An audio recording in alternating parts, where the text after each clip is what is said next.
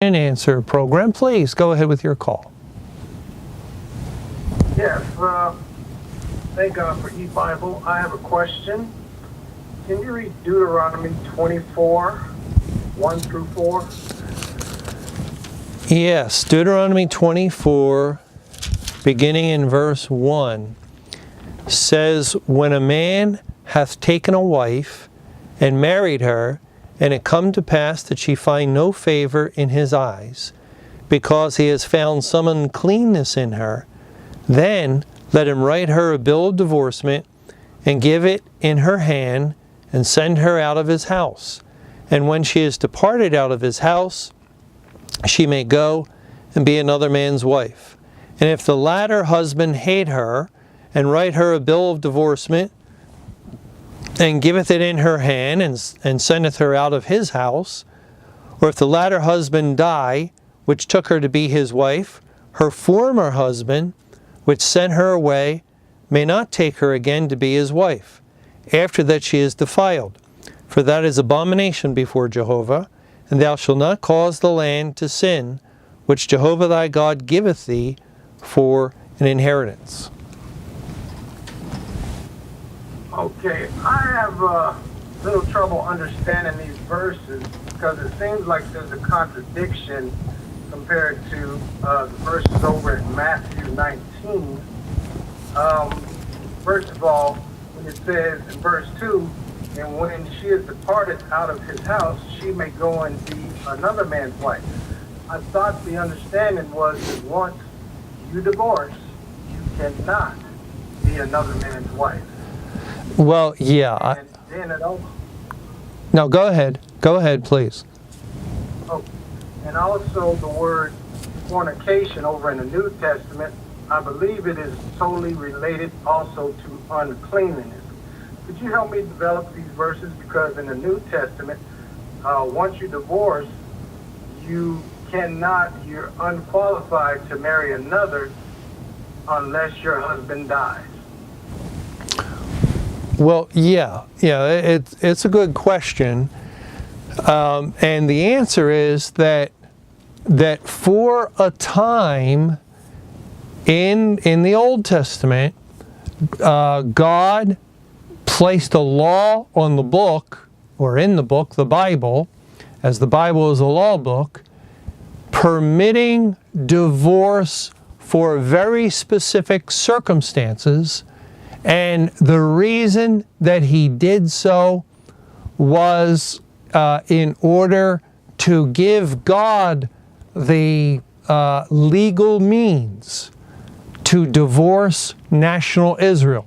As we read in the Old Testament, that God was married to Israel, to the corporate entity, not to the spiritual Israel of the elect. We know that the elect have always been the bride of the Lord Jesus Christ, but to the outward representation of Israel in the Old Testament.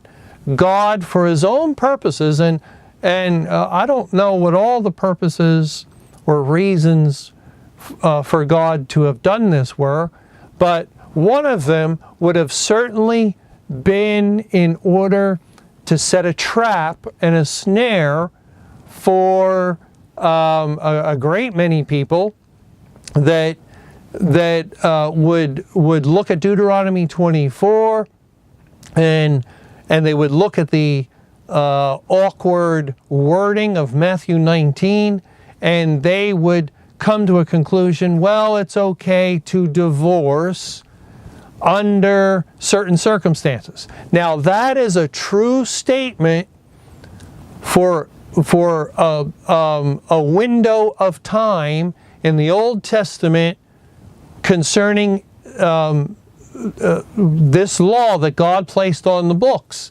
And it's why Joseph, who was or Mary was betrothed to Joseph, and Joseph betrothed to Mary, and that was just like a marriage. It's why when Joseph found out that Mary was with child, that he had to think very seriously about putting her away. and he could have done so justly. It was, again,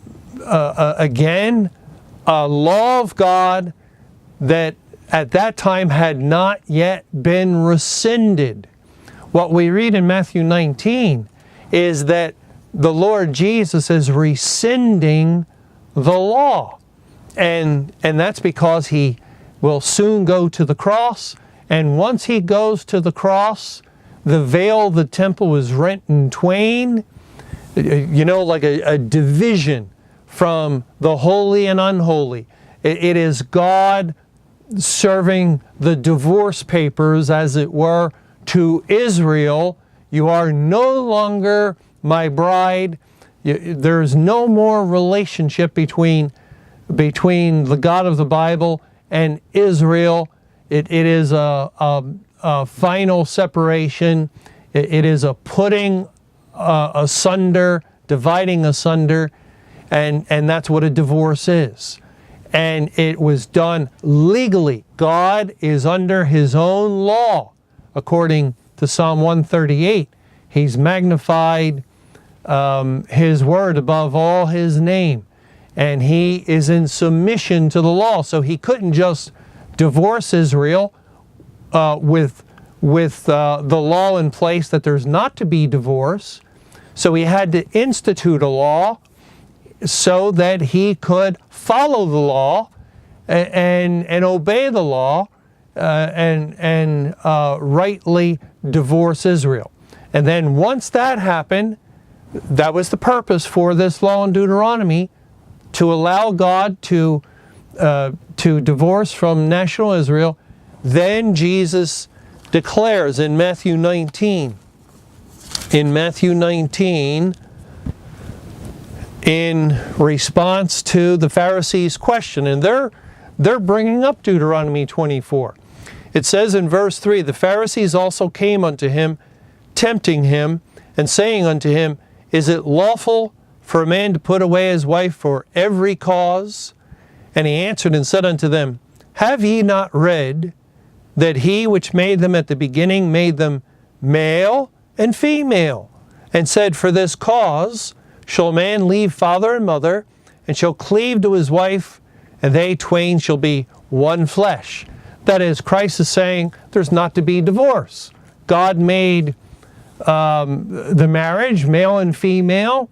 They became one flesh, and so he's answering their question, which was, is it lawful for a man to put away his wife for every cause?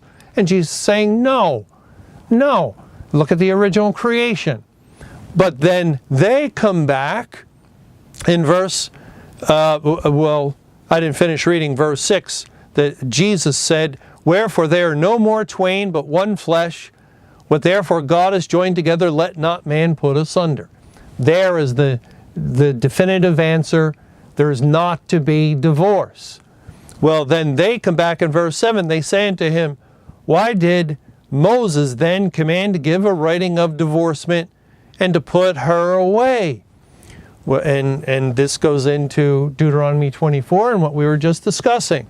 Then in verse 8, he saith unto them, Moses, because of the hardness of your hearts, suffered you to put away your wives, but from the beginning it was not so.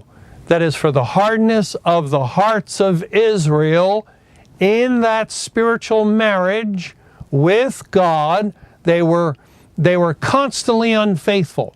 Well, God cannot maintain a marriage with those that are constantly unfaithful. No, the spiritual marriage with the elect, he takes care of all their unfaithfulness, all their sins, so that there will be faithfulness within that marriage. But he didn't pay for the sins of these Israelites, just like he didn't pay for the sins of masses of professed Christians. And he cannot maintain a marriage with people who have no regard for his law. And so Jesus answers them that God gave that law because of the sinful nature of national Israel, but from the beginning it was not so.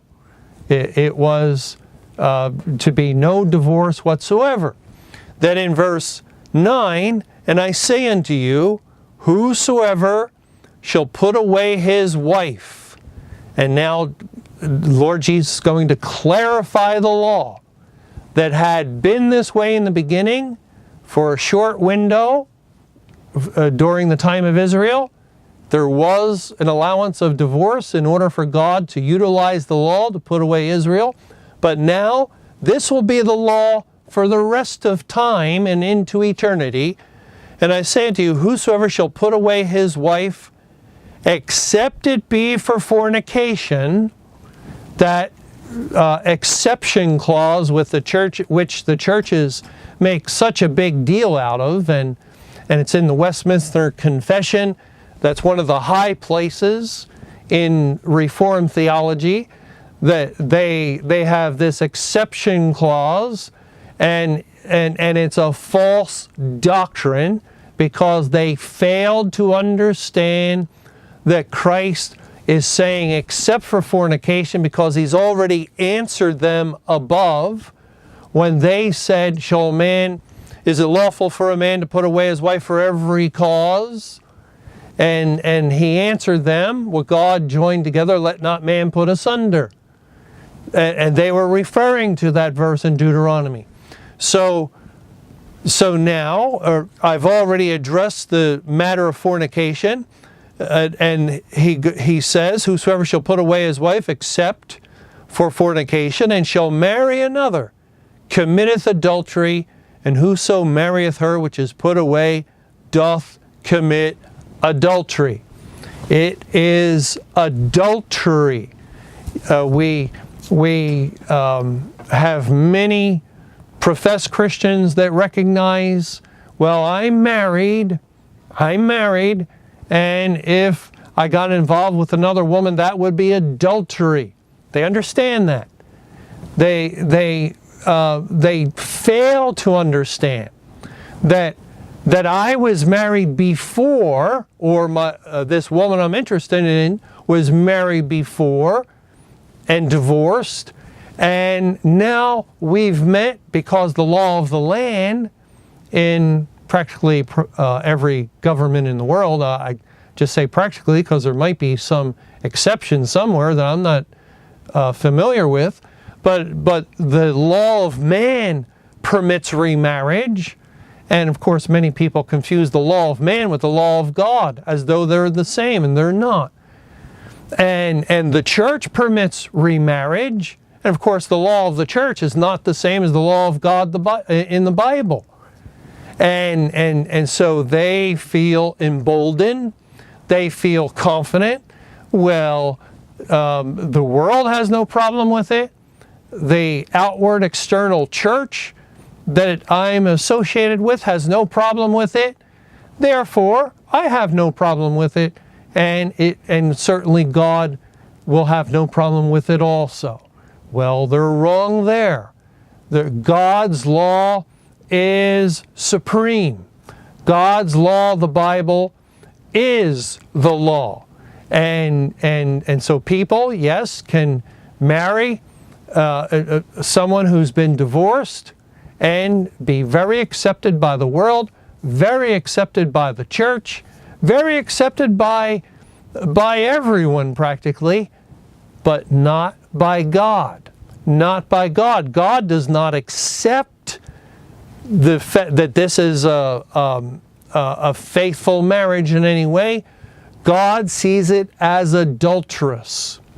It's adulterous because what God has joined together, let not man put asunder, and this individual's previous spouse is still living, and therefore they're still married to that previous spouse, and this is just simply adultery.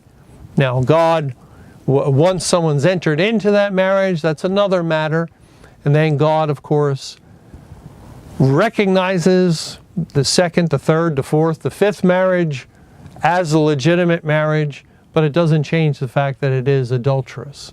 But thank you for calling and sharing.